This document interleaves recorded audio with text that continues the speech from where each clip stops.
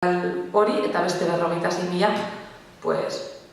ere gehitu aldizkiogu zifrari, guztira 60.000 inguru. Erabilerari dagokionez, asko handitu da. Esan dugu 100%ra ez dela iristen 80. hamarkadaren hasieran, eta gaur egun 5,6 egunerokotasunean erabiltzen dugula euskera, Orduan, euskal prentsak pizkanaka badu publiko potentziala, edo publikoa gurean. Ze komunikabide ditugun? Niri esan diete Arabako komunikabidei buruz hitz egiteko, baina tokian tokikoak aipatzea iruditzen zitzaidan pixkat murriztailea, azkenean erkidego mailakoak edo Euskal Herri mailakoak ere, arabarronak ere badirelako eta gure eskura daudelako, Badauzkagu ETV bat, badaukagu 11 telebista, eta 11 telebistan zerrendan jarri nuenean, pentsatu nuen gutako zenbatek dakigun, zenbatgarren katean daukagun 11 telebista. Agian, zorionez jakingo duzue, baina nik neu begiratu behar izan nuen gogoratzeko bai 56. katean. Gehienok, LTD-aren bidez, 56. katean dugun 11 telebista, baina adierazgarri bezala, ez egoeretan gaude. Ez kuantitatiboki, baina kualitatiboki ere bai. Baitugu irratiak, informazio orokorrekoak, Euskal Irratiaren kasuan bezala, Gaztea bezala formula irratiak, badugu egunkari bat, aldizkariak, aldizkari espezializatuak, jakin gazteentzat gazte zulo, umeentzat irrien lagunak, gehigarriak, gararen gehigarriak 8, notiziaz taldekoak ere bai, hortzara gazte berri, baditugu komunikabide desente euskaraz kontsumitzeko Araban. Eta baditugu ere tokian tokikoak. Tokian tokiko 3 komunikabide ditugu gaur egun martxan. Lehenengoa da Alabedi irratikatea, hor gero zehaztuko dugu beto bana-bana. Bestea, Araba osorako, emititzen duena. Aiara aldea, Aiara kuadrilan eta baita Bizkaiko Aiarako beste herri batzuetan ere bai, eta Alea aldizkaria eta webgunea. 3 horiek. Ekimene euskarazko komunikabideen elkartearen azken urtekarian den arabera, nahiko zifra eta kaskarra da etxe bat parte hartu zuen, berak parte hartu zuen urtekari horretan, Euskal Herrian ditugun euskarazko komunikabide guztietatik 4% suposatzen du Araban dugun kopuruak. Kontuan izan, noski, biztanleria aldetik ere asko txikiagoa dela gurea, baina ideia bat egiteko. Zenbat dauden Gipuzkoan adibidez 51 prentsa idatzizkoak, irrati 12, telebista 5 eta bar. Aiara aldea erreferente, ikusiko den, baina erreferente bada honetan ari garen mantzat, Araban, ez bakarri gaur egun bizirik dagoen eta jarraituko duen komunikabide zaharrena delako, alea geutik dator, baina komunikabide berri bada. Baizik eta nahiko irismen altua lortu duelako. Internetez hasi zen, gainera hasieran profesionalizatu gabe, kolaboratzaile sare zabal batekin, euskararen alde konpromiso oso sendoa zuten herritarrek idazten zuten, ez bakarrik kazetariek.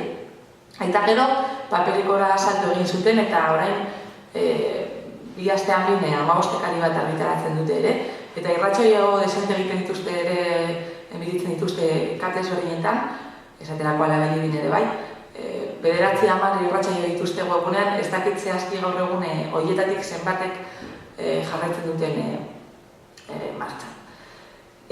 Orain ikusiko dugun bezala, Aiaraldeak, Arabako, ez Aiaraldeko, Arabako elebidunen 180 esaten du ezagutzen duela komunikabide hau. Eta hori lorpen handia da, 6 urtetan lortu zutena, ikerketa egin zen 2016an. Eta elebidunen erdiak irakurtzen du Aiaraldea. Eta aipagarria ere hartzaileena, hartzailea dira hori, ulertu bai, baino hitz egiteko gaitasun handia ez duten horiek. Hartzaileen 10-tik 2 aiaraldea kontsumitzen dute. Orduan, badu hor tokiko komunikabide bat gertutik jarraitu beharrekoa. Badago ere, Alabedi irratia duela 3 urte, lau oraindik ez abenduan sortu zelako, 3 urte terdi, 3 urte eta piko, sortu zena, 88.8 FM-ean. Arabako irrati bakarra da gaur egun euskeraz, eta Arabari buruzko euskarazko magazin bakarra egiten du, goizero. Balio sozial altukoa da irratikate hau, nire iritziz, gainera, ez bakarrik Alabediren kasua, euskarazko komunikabide gehienak herri ekimenetik sortuak direlako, eta ez edozein herri ekimenetik, baizik eta euskaltzaletasuna oinarri duten herri ekimenetik.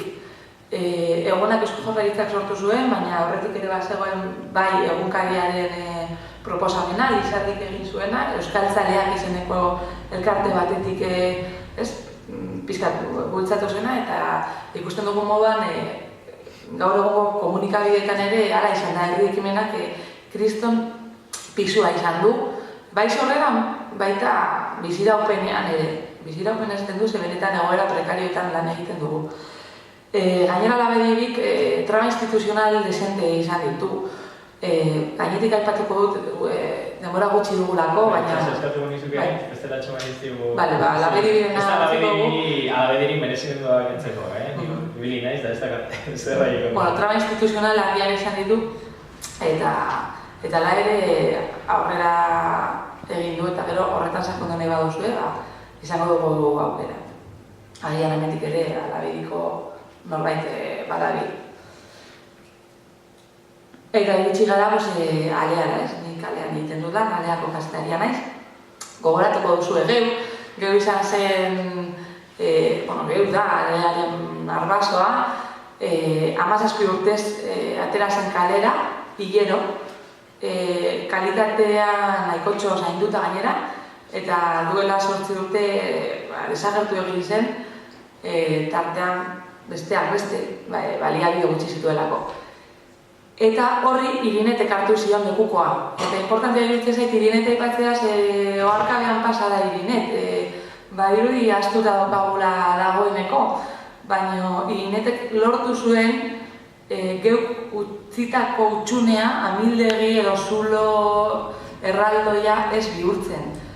Modu xume batean, baina finkatu zuen babestalde bat, lortu zuen kolaboratzaile sare nahiko sendo bat, gero alean lan egin duena, lan egiteko modu berriak finkatu zituen, multimediara jauzia egin zuen, eta lehenengo irratsaioa sortu zuen Radio Vitoria, gaur egun Alea FM dena, eta orduan alearako zutabea finkatu zituen.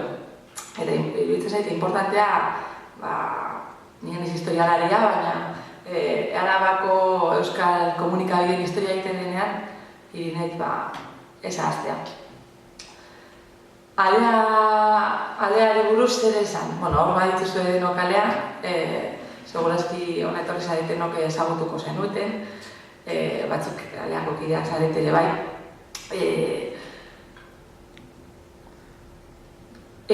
Nola saldo? Astero 2000 kaleratzen ditugu, bai. Horietatik 750 berria egunkariarekin banatzen ditugu.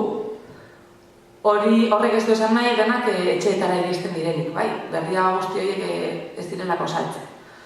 Eta arpideunak, papelekoaren arpideunak, 900 familia dira Araba osoan. Webgunean datuak askoz pozgarriagoak dira, 150.000 bizita lortu genituen iaz, urte osoan. Eta arpideunen asebetetze maila nahiko gona, 7 nota ematen digute, baina nota bajuagoa ezagutza mailan, ez? Orain ikusiko dugu Arabako euskaldunen artean gutxi ezagutzen dela alea. Eta horrekontu bali dagokionez, eren arpideunek ordaintzen dute, beste erena publizitate bidez lortzen dugu, eta beste erena 60.000 euro inguru udalak, aldundiak eta jaurlaritzak hirurek elkarrekin guztira ematen diguten diru kopurua da. Denboraz gaizki gabiltzanez, zati hau pizkat gainetik pasako dut, ez? Bakarrik grafiko hau ikusiko dugu, lehenengo hau. Euskarazko komunikabideak txertatuta gaude merkatu zabalago batean, gaztelerazkoekin batera, desabantaila egoera batean noski, gure hizkuntza autoagatik desoreka egoera batean gaudelako, eta besterik ez, esaterako prentsa Araban 123.000 lagunek irakurtzen badute, GIES agentzia enpresaren arabera, 5.000 irakurtzen dute berria. Hor dago adibidez korreoren datua, 85.000 irakurtzen dutela, edo diarioren kasua ia 20.000, ez? Jakina, korreoren 85.000 horien artean, milaka euskaldun daudela, ez? Hauek gainetik pasako ditugu. Azkar esatea, irratien kasuan ezberdina dela. Hau importantea da. Importantea da, ze irratiak eskatzen duen gaitasun maila basuagoa da. Eta EITB formula hori gaztea da. Araban, EITB formulak 15.000 entzule ditu. 40 principalesek bezain beste, edo kadenazienek bezain beste. Datu besteekin alderatuta, datu hobea da, ez? Irratiak, horrek erakusten du gaitasun maila txikiagoa eskatzen duen irratiak eta agian mota horretako komunikabideak kontsumitzea errazagoa egiten zaigula.